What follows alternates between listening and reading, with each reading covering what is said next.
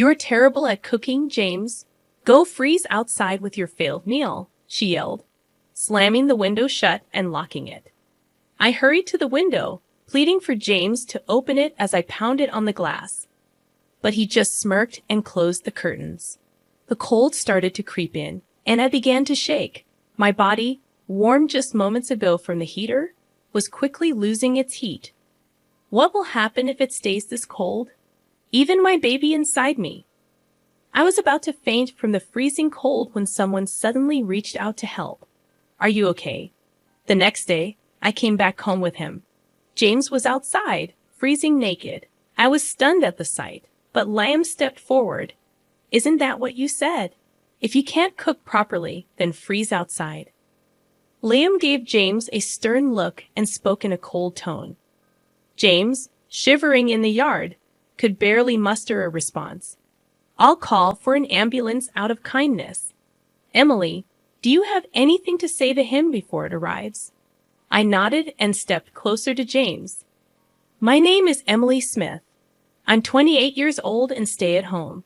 When I was working, my mom got sick and passed away. Then, my dad suddenly died from a heart problem. I was left all alone since I'm the only child. It was really hard being by myself, but I kept busy with work. Emily, are you okay? You seem stressed. During that tough time, my husband James was there for me. He comforted me when I felt sad and alone. Eventually, we fell in love and got married after dating for a few years. We're so happy to have such a wonderful woman in our family, my in-laws said. James, you've brought home a great lady. After our wedding, I moved in with James' family, and we all got along great. Emily, I saw a new cafe near the train station on TV. Let's check it out sometime, James suggested. Sure, I'd love to. I especially bonded with my mother-in-law, and we made it a tradition to go out for a meal once a week. I also connected well with my father-in-law, who enjoys cooking, and we've cooked together in the kitchen a few times. I'm happy you're getting along with my family, but what about my younger brother? He can be a bit of a handful, James asked. Oh, he's fine. Liam, my brother-in-law, and I don't talk much because he works from home and stays in his room most of the time. But when I showed interest in his work, he explained it to me in detail. So, I've been getting along well with James' family. A few years later, I found out I was pregnant with James' child. Because of how bad my morning sickness was, I decided to quit my job. I think that's a good call. Don't overdo it, James agreed. Deciding to quit wasn't just my choice. I talked it over with James' family. Both James and Liam make enough money for us to live comfortably. I also have savings, and with my father-in-law working and my mother-in-law having a part-time job, quitting my job won't cause any issues. Wow, pregnant women have it easy. No work, no complaints, someone remarked. Lately, James has been complaining about me not working. But during our discussions about me quitting my job, James was actually the one who suggested it first. He said, "You're just freeloading without a job, acting all high and mighty." Who's acting high and mighty? I'm the one who always cleans up after you, I retorted. I've always been competitive, so I wanted to prove James wrong.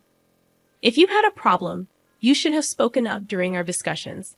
You were the one who brought it up, right, James? Instead of complaining, focus on your own responsibilities. My parents-in-law agree with me and support my decision. James feels left out. He and Liam don't get along, so Liam never supports James. James looks down on me because I work from home. He doesn't listen to me and doesn't think I'm helpful. Liam whispered this, which is why he doesn't join our conversations. James doesn't like this, and when we're alone, he complains even more. Just because my family likes you doesn't mean you should act all high and mighty. I'm not acting that way. Everyone is just being reasonable. Even when it's just the two of us, I never used to lose arguments to James. But when the morning sickness started, I lost the energy to argue. Pregnancy isn't an illness. If you're not working, James thinks you're just lazy. I agree. Pregnancy isn't an illness, but Emily is putting in a lot of effort to nurture another life. That's hard work in itself, Liam acknowledged. Liam started helping out too. Whenever James complained to me, Liam would step in and tell his parents. While James got scolded by them, Liam took care of me. At this rate, it's hard to tell who the real father is, I joked, rubbing my belly. With my in-laws keeping an eye on things, I hoped James would eventually change. Until then, I kept trusting him. Oh, James isn't back yet? No, not yet. Suddenly, James started coming home late all the time. He claimed it was because of overtime, but I wasn't sure if that was true.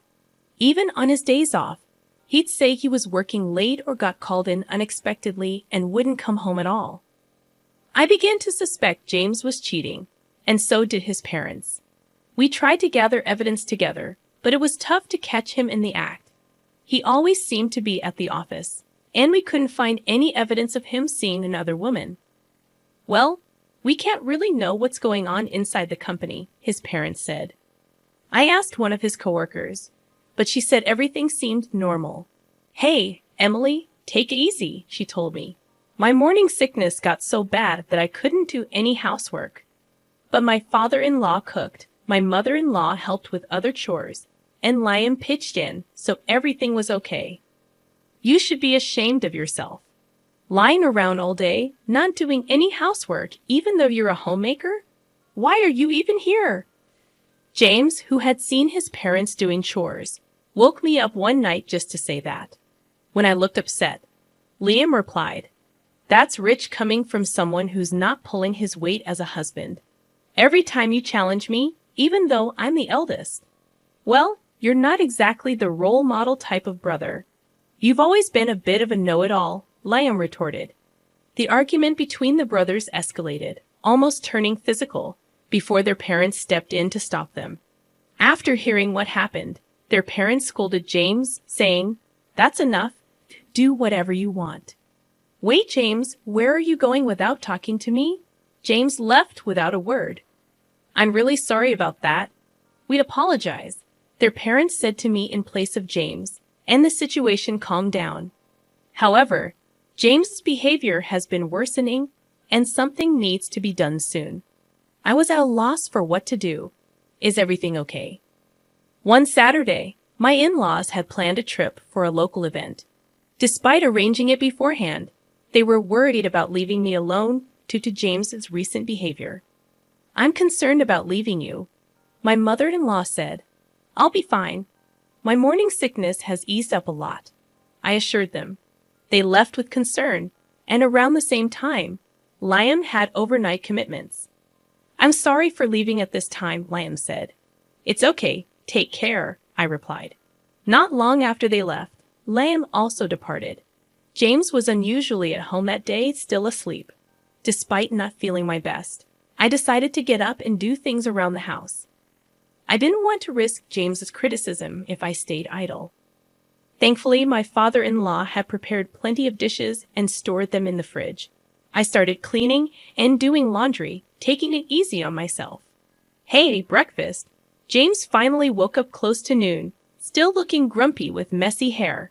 He demanded breakfast, and I rolled my eyes, grabbing some leftovers from the fridge. "What's that? Leftovers your dad made you? You can't even cook as a homemaker," James remarked. His comment annoyed me.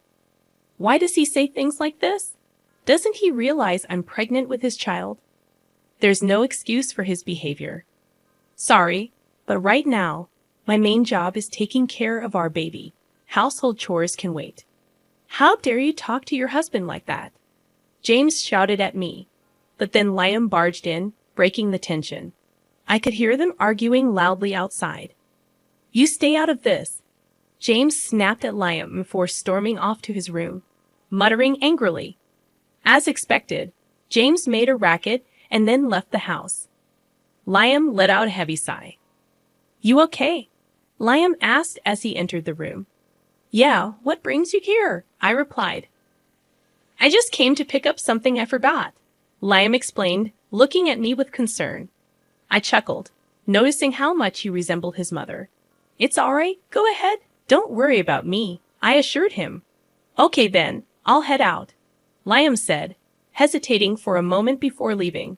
I couldn't help but wonder, where did the James I first met go? At this rate, it seemed like divorce was inevitable. But I still wanted to remain close to my in-laws. Feeling suddenly drained, I decided to lie down. And before I knew it, I fell into a deep sleep. Emily, time to wake up. James's voice interrupted my sleep. I mumbled as I sat up. I met James's eyes, expecting him to scold me. However, he gave me a wry smile. I'm sure I'll get an earful from James later, I thought. I wanted to let you sleep. But it's already evening, James said in a surprisingly gentle tone. I was shocked by his kindness. I've prepared dinner, so when you're ready, come join me, he added before leaving the room. I noticed a blanket over me and couldn't help but wonder if James had covered me. I went to the kitchen and found my father-in-law's dishes already warmed up, ready to eat. I'm sorry, Emily, James said sincerely. When I found out we were having a baby, I was thrilled, but then I got overwhelmed and took it out on you. This cake is my way of apologizing. James presented a cake to me. Honestly, this gesture couldn't erase all the past hurts, but his genuine apology warmed my heart. For now, I decided to forgive him and enjoy our meal together. Look, it's snowing, James exclaimed excitedly. Oh, you're right. Let's go see, I replied, following him to the window. The sight of the snow falling against the night sky was beautiful. Since I came from a place where it rarely snowed, this was a special moment for me. Without hesitation, I moved closer to the window. Let's open it, James suggested. But it'll be cold, I protested. Just put on a jacket. He insisted as he draped one over me and opened the window, letting in the chilly wind. As I braced myself against the cold, James hugged me. Suddenly, I found myself outside, and when I turned around, I saw James grinning mischievously. You're a homemaker who doesn't do the housework. That makes you a bad wife. Think about that tonight, he teased. Excuse me? What are you saying? You can't even cook, I retorted. With that, James shut and locked the window. I rushed to the window, pleading with James to open it as I pounded on the glass, but he just grinned and closed the curtains. The cold was starting to make me shiver. My body, warm from the heater just moments ago, was rapidly losing its warmth. What am I going to do if this continues? Even my baby inside me, just as I felt like I might pass out from the cold and shock, someone reached out to me and asked if I was okay. They helped me into their car. Why were you out here at this time of night? It was Liam, who had come home earlier than planned because he was worried about James. The car's heater warmed me up, and I felt relieved. We should go to the hospital, just to be safe, Liam suggested as he drove me there. Thanks to his quick action, both my baby and I were okay. While I was being examined, Liam arranged for a hotel where we could stay. He left to take care of something else. I'm so relieved. You're going to be a strong baby, right? Feeling reassured, I rubbed my belly. I was grateful that nothing serious had happened. Exhausted, I fell asleep as soon as I lay down on the bed. Oh, Emily, are you feeling better now? Liam asked as we left the hospital. Yes, I'm completely fine now. Thank you so much, I replied gratefully. No problem, shall we head home? Liam suggested. The next day, as we arrived home, I was shocked to see James freezing naked in the yard. Liam approached him with a cold gaze and tone. This is what you said, right? If you can't cook properly, then freeze outside. James, shivering, couldn't even respond properly. I'll call an ambulance out of kindness. Emily, do you want to say anything to him before it arrives?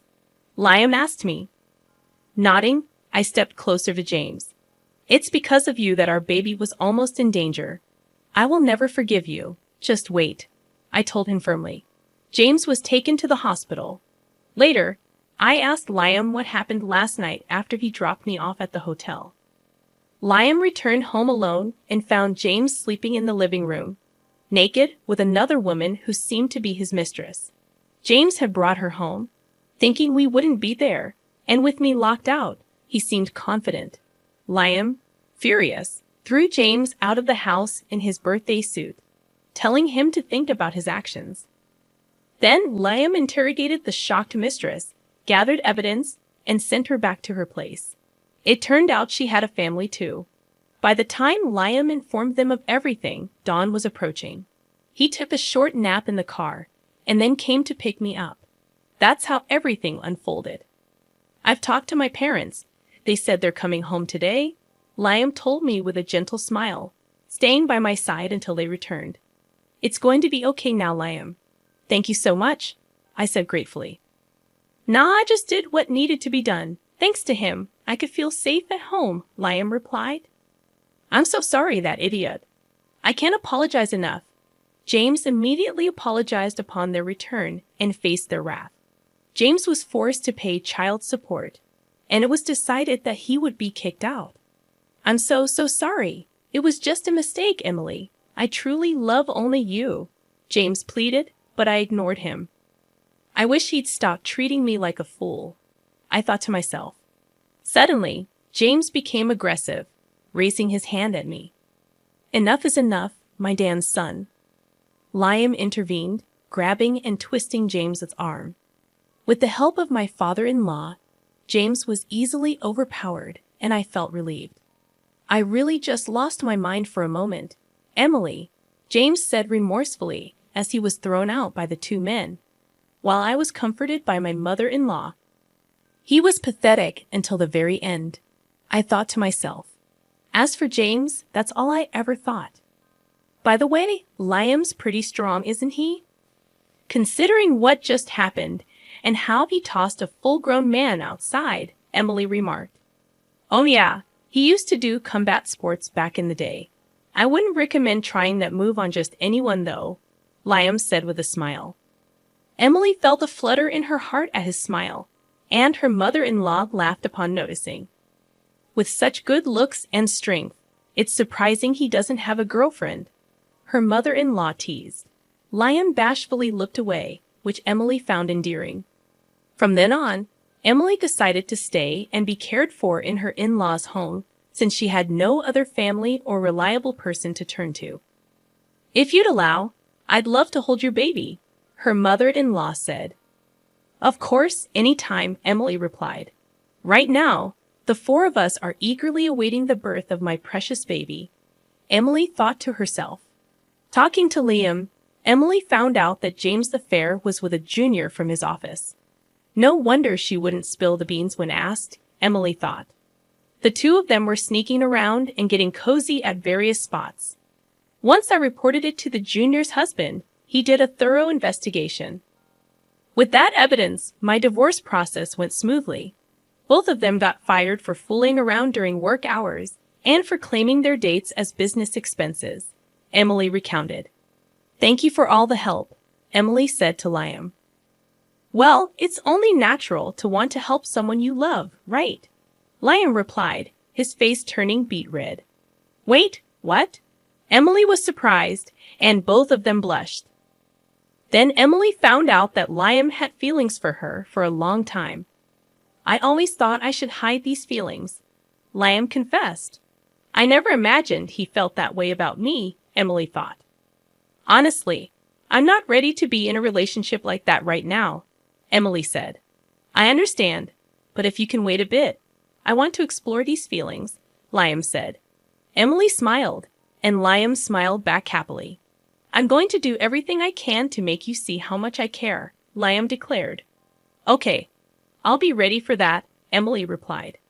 Liam's parents overheard their conversation during dinner, which was really delicious. Looks like Liam has a girlfriend now, his mother teased. Liam blushed and responded playfully. Both his father and I laughed at that, Emily remembered. Afterwards, I gave birth to our lovely daughter right on time, Emily proudly shared. She's so cute. Congratulations. She looks just like Emily, adorable, Liam's parents said. I don't want to let her go, Liam said happily, embracing his role as a father. Years later, I happily married Liam again, and our daughter calls him Daddy. Liam adores her. Emily remembered fondly.